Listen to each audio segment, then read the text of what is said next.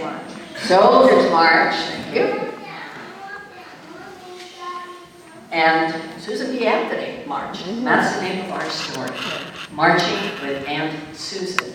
Based on a true story, set in California in 1896 when women were trying to get the vote in this state.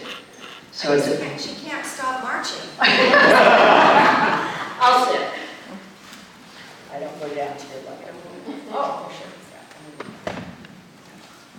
All right, all three hands. So this is about Bessie.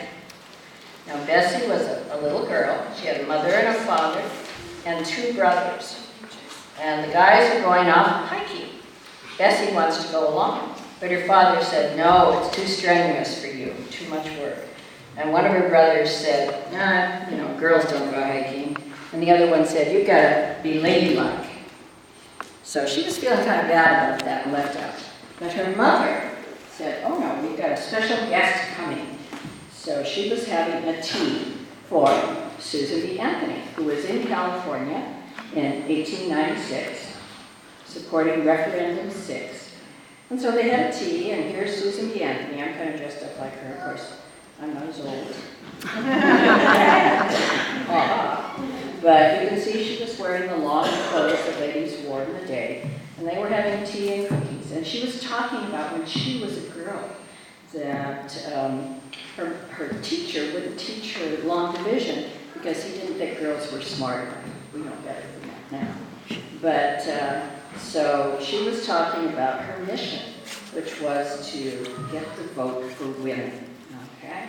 And she spoke to large crowds. Here she is talking to a crowd in San Francisco, trying to get the votes for women.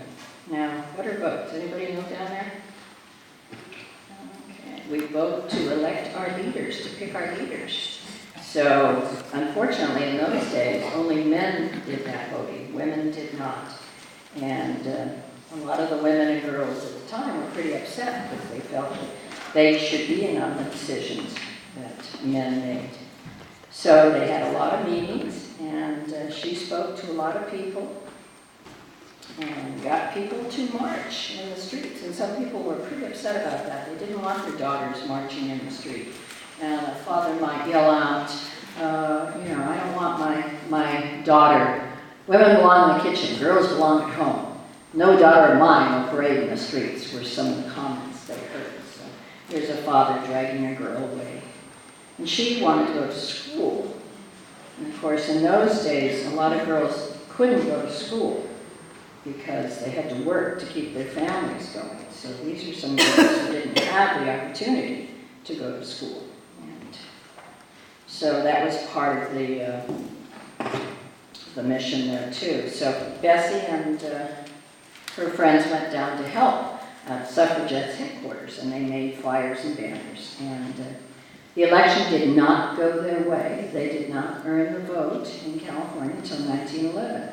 So, but Bessie's papa said, I'm sorry about the election, Bessie. And she said, girls should be allowed to do the same thing as boys, papa.